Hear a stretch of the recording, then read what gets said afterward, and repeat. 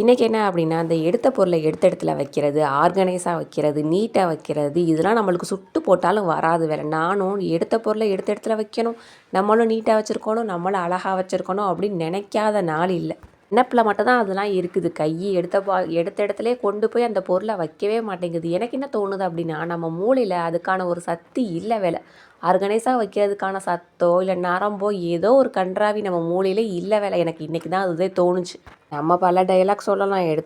எடுத்த பொருளை எடுத்த இடத்துல வைக்கிறதுக்கு நம்ம என்ன மியூசியமாக நடத்துகிறோம், கலைஞ்சிருந்தால் தான் வீடு, அடுக்கி வச்சா அடகு கடை அப்படின்னு பல கருத்துக்கள் சொல்லலாம். ஆனால் ஆர்கனைசிங்காக அப்படி நீட்டாக இது இந்த இடத்துல தான் இருக்கணும் அப்படின்னு வச்சுருக்கிற வீட்டை பார்த்தா நமக்கே ஒரு ஆசை வரும். யாராவது அந்த மாதிரி வீடு வச்சுருந்தாங்களாக்கா அவங்கள போய் 10 நிமிஷம் நின்று பராக் பார்த்துட்டு வந்துட வேண்டியதான். ஏன்னா செத்தாலும் நம்மளுக்கு அந்த மாதிரி ஒரு இது வரவே வராதுன்னு எனக்கு தெரிஞ்சு போச்சு.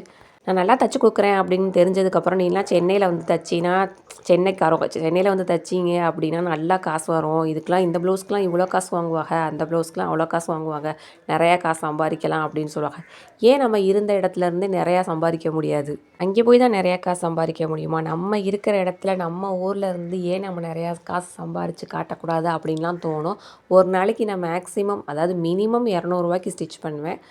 அத்தி பூத்தார் போல் 500க்கு ஸ்டிச் பண்ணுவேன். அவ்வளோதான் என்னால் ஸ்டிச் பண்ண முடியுது இப்போதைக்கு. ஆனால் என்ன எப்படின்னா அது கொஞ்சம் ஓவராக தான் இருக்கும். கொஞ்சம் சகிச்சுக்கோங்க. அது என்னென்னா ஒரு மாதத்தில் வந்து நம்ம 1,00,000 வீட்டில் இருந்தே ஸ்டிச் பண்ணி கொடுத்துடணும், 1,00,000 சம்பாதிக்கணும், அதுக்கு வந்து என்ன பண்ணணும் அப்படிங்கிற மாதிரி தான் எனக்கு எண்ணம் ஓடிட்டே இருக்கும். எண்ணக்கூடிய எண்ணங்கள் உயர்வாக இருந்துச்சுன்னா நம்ம செய்யக்கூடிய செயல்களும் உயர்வாக இருக்கும் அப்படின்னு சொல்லி தான் நான் இந்த எண்ணத்தை வச்சுருக்கேன். இன்றைக்கி என்ன நம்ம ஸ்டிச் பண்ண போகிறோம் அப்படின்னா, ஒரு லைனிங் ப்ளவுஸு, 2 சாதா ப்ளவுஸு. அதில் ஒரு சாதா ப்ளவுஸ் வந்து இந்த வீடியோ எடுக்கும் போதே முடிச்சிட்டேன். ஸ்லீவ் அட்டாச்மெண்ட்டு ஒன்று இருக்குது, அதை ஒன்று முடிக்கணும். பொர்க்கா ஒன்று மேடி அடிக்கிறதுக்கு இருக்குது, அதை ஒன்று ஃபினிஷ் பண்ணி முடிக்கணும். நாளைக்கு என்னென்ன ஸ்டிச் பண்ணணுமோ அதை ஃபுல்லாக இன்றைக்கே கட் பண்ணி வைக்கணும். நாளைக்கு என்ன தைக்கணுமோ அதை இன்றைக்கே கட் பண்ணி வச்சிட்டோமாக்கும் நம்மளுக்கு மறுநாள் வந்து அந்த வேலை வந்து ரொம்ப ஈஸியாக இருக்கிற மாதிரி இருக்குது. நம்ம எடுக்கவுமே ஸ்டிச் பண்ண ஆரம்பிச்சிடலாம். அதனால் அது ரொம்ப ஈஸியாக